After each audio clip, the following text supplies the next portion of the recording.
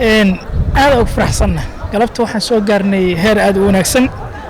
waxaad dareemi kartaa annagoo weli basketball aan arkin ayaan sanadka isku soo daynay ardaydan training gareynay waa tababarnay kadibna isla fasti iskuul xataa naga garanayaa jiray oo basketballka si fiican u yaqaanay laakiin ilaahay ma haddii annagoo kownoo ahayd kadibna waxaan muujinay degmada aan ka soconay degmada Heliwaa in annaga aan basketball dheeli karna degmadaas waxay caan ku tahay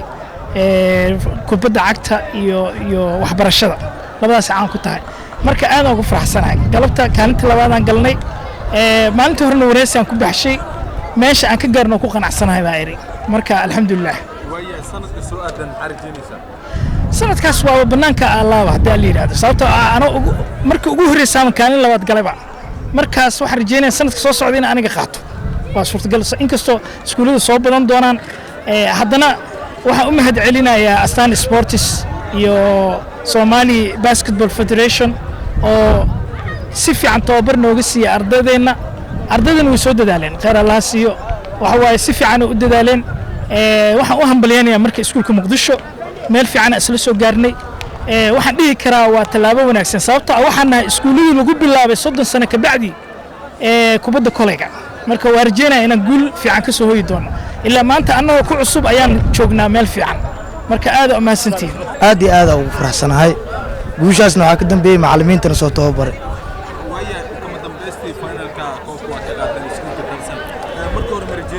aad iyo aad waan rajeynaya laakiin dadaal badanaa naga xigtay inaad degmooyin aan dhiilo insha allah horta ilaahay ayaa mahad iskale marka koowaad marka labaad waxaan u mahad celinayaa ciyaartooydeyda oo soo bandhigtay ciyaar wanaag qurxan iyo kubad lagu raaxaysto wallaahi inaan guul gaaraynana waan ku jiifay waana ku soo kacay ilaahay subxaanahu wa tacaala uu nala garab galay inaan guul gaarno wallaahi waan rajeynaya yes aniga ciyaartooyaan ahay adiga muddo ilaa 12 sano basketball dheelay ciyaaryahan markaa tahayna waxaad baranaysaa nolosha ciyaaryahanimo iyo nolosha geemka marka waxaan aaminsanahay in laga qaadi karo inaan qaadi karo labada waan aaminsanahay marka ilaahayna wuxuu igu siiyay inaan qaado alxamdulillah rabbil caalamiin waxaan u mahad celinayaa dhammaan ciyaartooydeyda dugsiga Muqdisho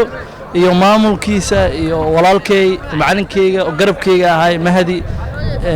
Usmaan Ahmed oo mar walba waa sinay gala shaqeynaayo oo second coach